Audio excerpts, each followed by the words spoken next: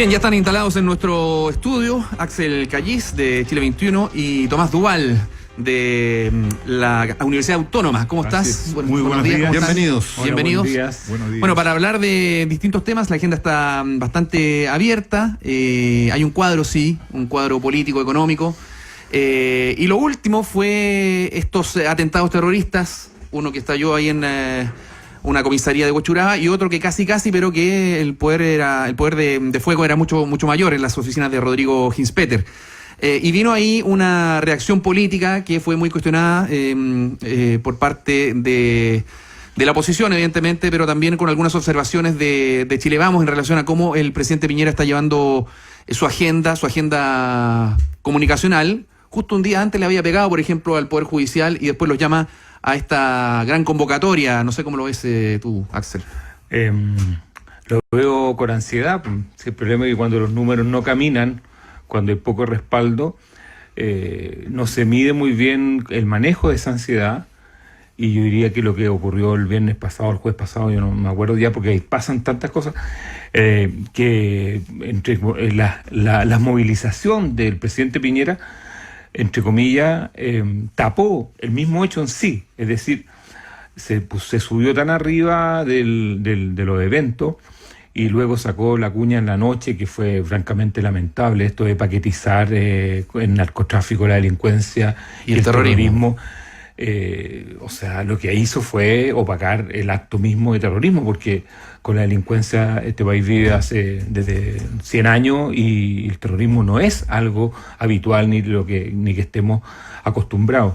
Entonces yo diría que estuvo marcado por esa ansiedad y podemos buscar, después en una segunda intervención, podemos hablar de las causas de esa ansiedad.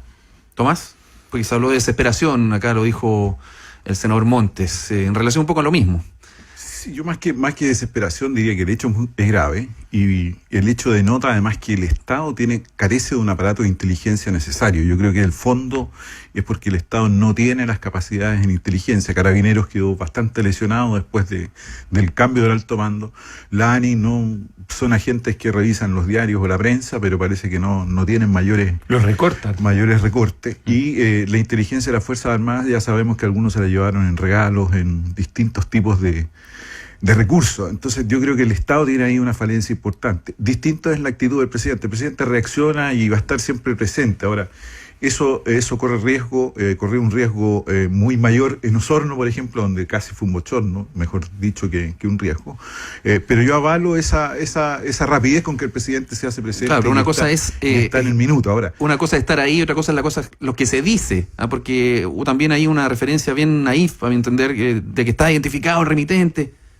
O sea, ningún terrorista va a dejar una naturaleza, pero él insistió 2 veces en que está identificado.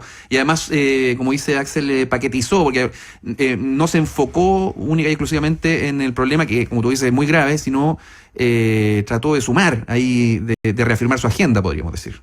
Sí, yo creo que eso es el peligro de ir muy rápidamente a un lugar de los hechos donde todavía está el hecho desarrollándose. Yo creo que hay que tener un espacio y un tiempo. Lo adecuado hubiese sido primero el ministro de Interior y posteriormente el presidente de la República, ir tranquilamente, primero a visitar a los heridos y posteriormente al lugar. Creo que eso es lo que hizo al día siguiente y ese es el ritmo que el presidente tiene que llevar.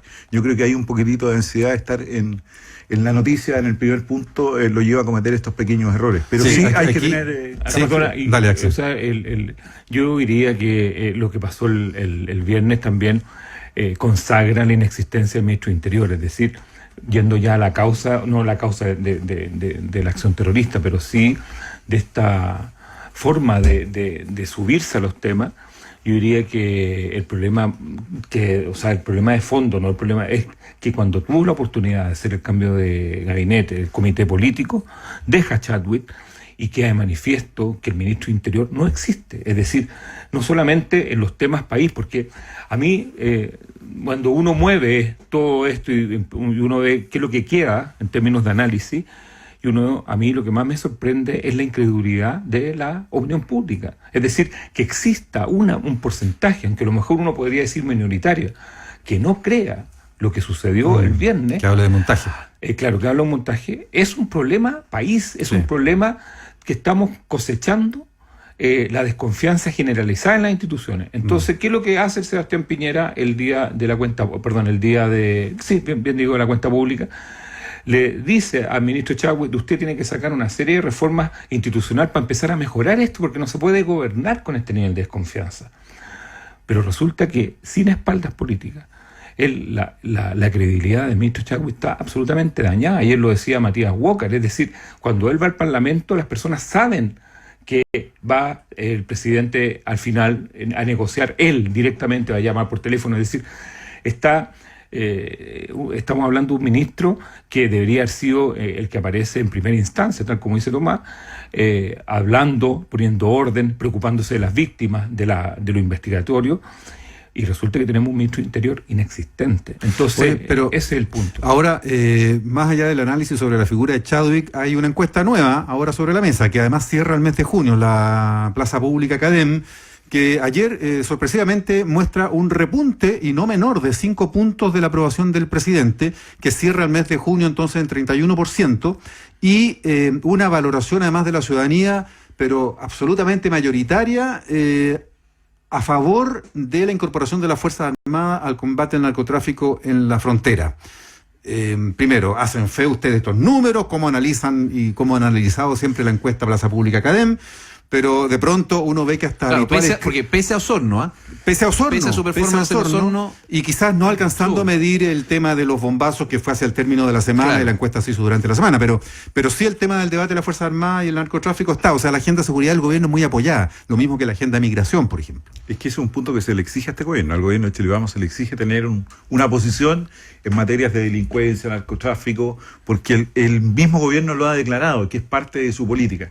Y yo creo que este hecho de haber anunciado que las Fuerzas Armadas iban a combatir con sus capacidades, mejor dicho, colaborar con sus capacidades en el narcotráfico, creo que es un punto efectista más que efectivo, pero con ese efectismo creo que al gobierno le rinde puntos, es decir, la ciudadanía apoya, tal como uno pudiese decir, apoyo la disminución del número de parlamentarios, que son dos cuestiones muy distintas, pero con efectos diferentes. Pero yo creo que respecto al narcotráfico... Esa es una subida de una semana, porque la ciudadanía en Chile está tan desesperada con el tema narcotráfico que podría haber dicho Piñera que iba a movilizar a los scouts, que iba a movilizar, no sé, al ejército de salvación. Igual la gente habría apoyado, claro. Porque hay un tema que desesperación, porque yo diría que gran parte de la gente que vive en los sectores urbanos, pobres y más vulnerables, el flagelo del narcotráfico está presente día a día.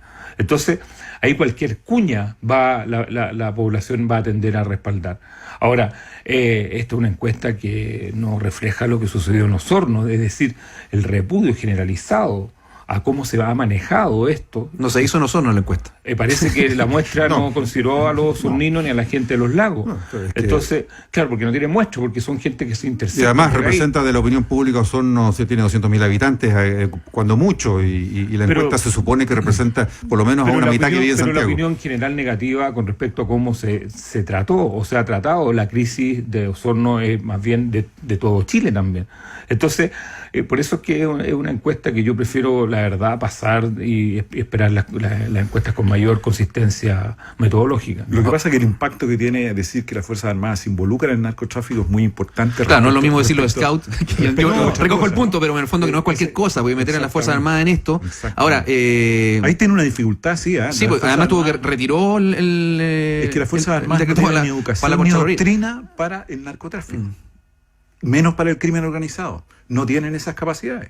O sea, tienen capacidades de vigilancia, pero no están preparadas por educación y doctrina para combatir al narcotráfico y menos al crimen organizado. Y ahí está un punto sensible y preocupante, porque en todas partes de Latinoamérica las Fuerzas Armadas se han ido involucrando en el narcotráfico. Pero y se dice que es contra las guerrillas que están asociadas al narcotráfico. Eso es cuando vamos a la guerra contra el narcotráfico. Hay países. Yo pensé que estábamos en guerra ya contra el... No, México el presidente habla de una guerra. Sí, el presidente habla de una guerra. México estuvo en una guerra y fue muy nefasta para las Fuerzas Armadas, digamos. Y desde ese punto de vista, se dice que es una medida temporal, y hoy día llevamos que hay países que llevan 10 años, México, Brasil y países centroamericanos también, combatiendo esta Fuerza Armada. Ahora, Tomás, Uruguay y Argentina también las han involucrado. Argentina está vigilando la frontera con Salta y Uruguay incluso puso a las Fuerzas Armadas, cuando legalizó la marihuana, a cuidar los predios de la marihuana.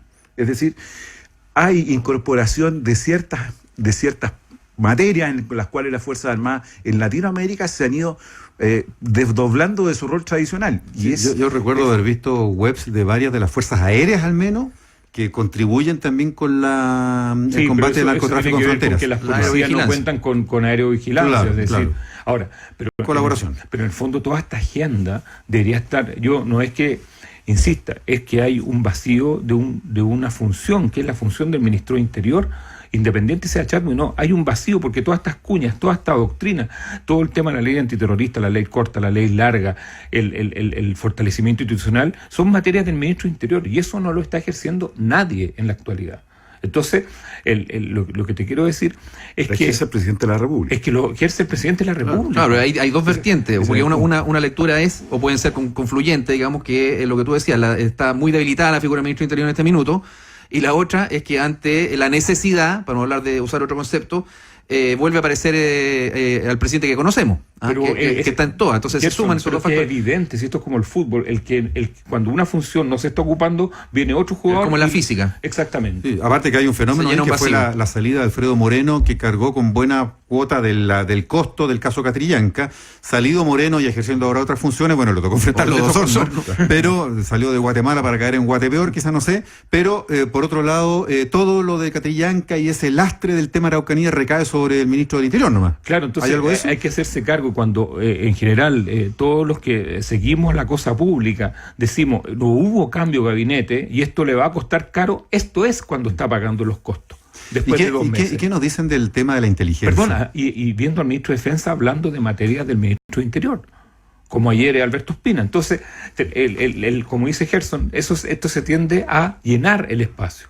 Oye, hay mucha gente que no logra entender cómo el sistema de inteligencia es tan precario que no logra detectar cuestiones básicas, que no hay ningún registro, o al menos no tenemos idea de ningún registro cuando se envían paquetes por correo. Esa es la advertencia que hubo el día anterior. La DANI detectó un movimiento sospechoso en una casa en Vitacura que estaban haciendo una prueba, parece. Los terroristas se advirtió, pero no pasó nada, digamos. Cuando se recuerdan los episodios de inteligencia, se recuerda que Carabineros depositaba su sistema de inteligencia en Araucanía para infiltrar más o menos y para o sea, recordemos el profesor Schmidt. El software Antorcha.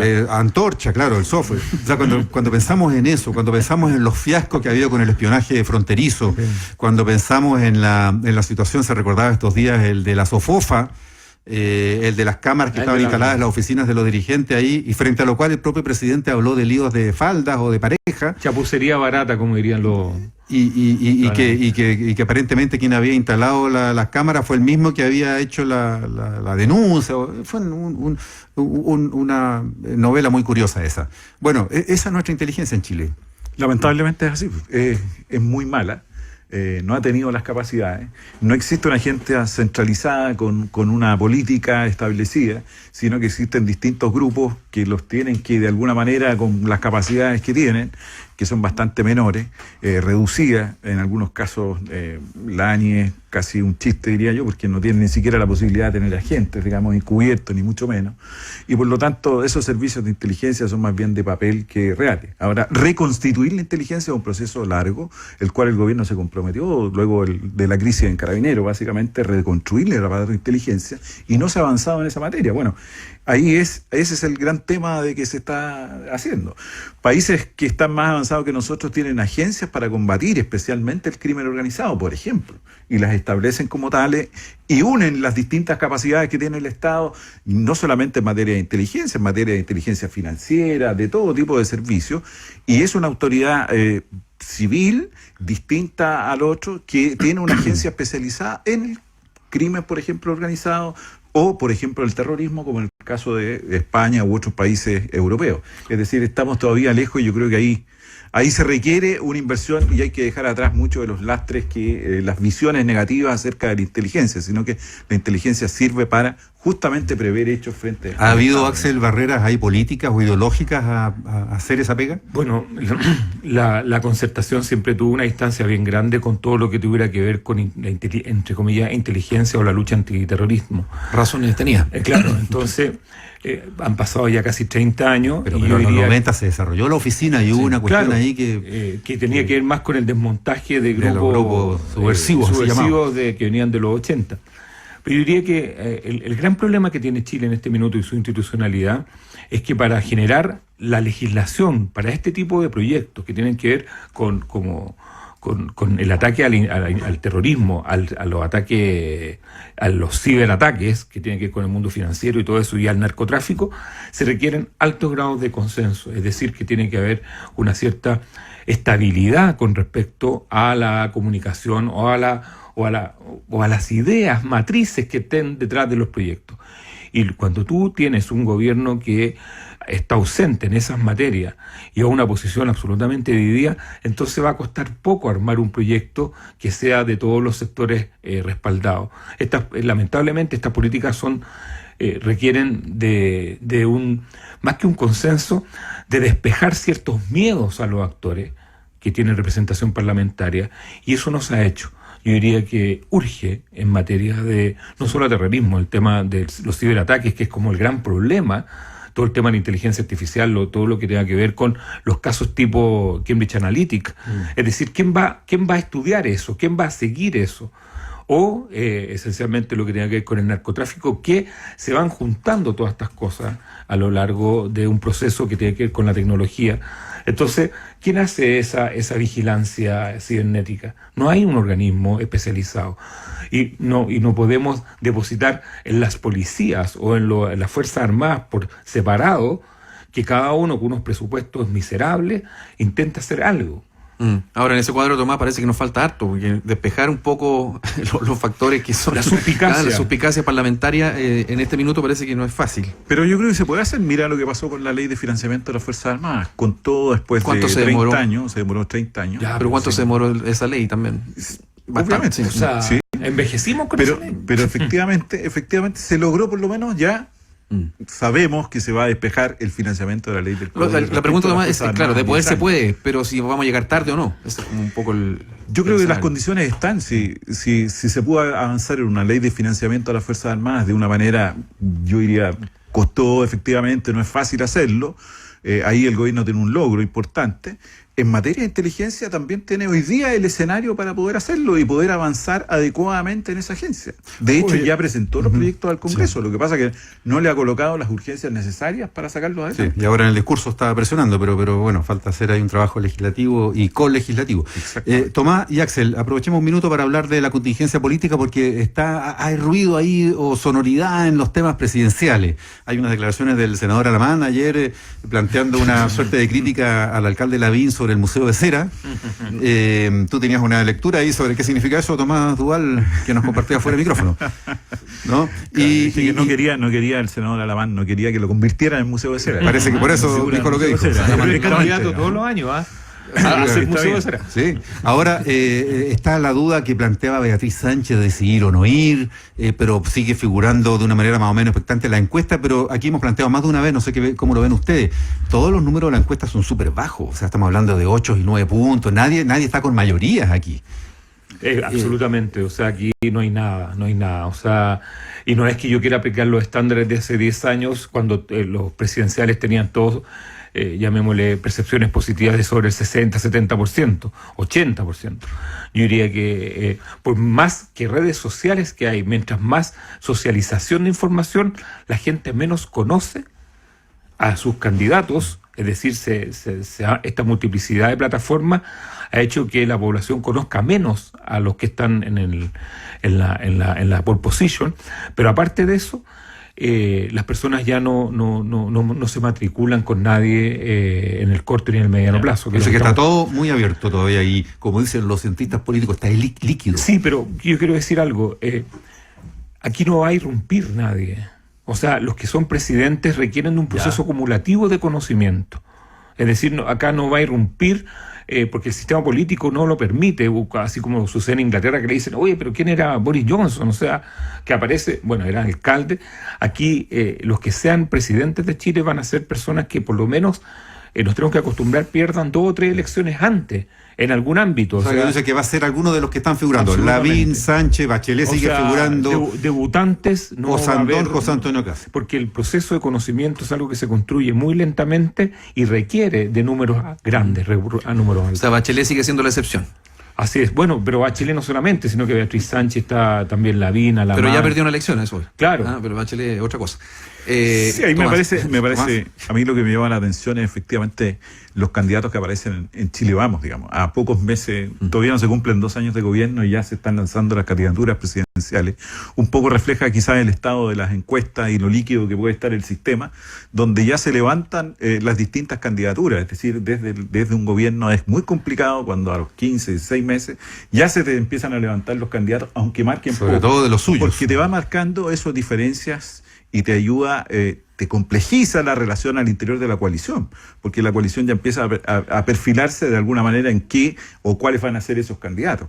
Toda vez que, por ejemplo, en octubre ya tienen que renunciar, si alguien renuncia, Los intendentes, claro. intendentes o los que quieran ser candidatos a las próximas elecciones de municipales o de gobernadores regionales. Por lo tanto, todo eso va a complejizar. Y yo en la oposición, que no es una sola, veo que hay una disputa de ciertos liderazgos y cada uno sale y se autodeclara o se autodefine candidato presidencial, lo cual a mí me parece bien sorprendente, autodeclararse presidencial sin que nadie lo estime. El último fue la senadora Rincón arriba de un avión que dijo que efectivamente, ¿no es cierto?, ella era la candidata presidencial. O sea, claro, la gente hoy en día o se salen de un WhatsApp o salen de una declaración después de comer arriba de un avión, o sea, una cosa muy rara. Yo diría que habla un poco Para que de... don Francisco pregunte ahí, oiga, ¿quién le dijo a usted que se presente? Exactamente. Por ahí. Pero la situación está absolutamente, yo diría más que líquida. Tenemos que ver la cosa desde atrás. Aquí no van a haber sorpresas en la presidencial. Es decir, a lo mejor, por ejemplo, Kast, que entre comillas para muchos una sorpresa, ya viene con una presentación presidencial. Es decir, nos vamos a tener que acostumbrar a cómo ha sido la historia de Chile. O sea, Allende perdió 2 o 3 veces. Es decir, Lavín ya perdió el 99. Lavín no viene, no es un debutante en esto. Esos son los liderazgos que llegan al final a ser presidente de la República, que a través del tiempo acumulan no solamente un nivel de conocimiento, sino que un nivel de adhesión, de porosidad en la población, que le dicen vamos a votar por esta persona. Axel Callis, Tomás Duval, muchas gracias por haber compartido estos análisis en ADN Hoy.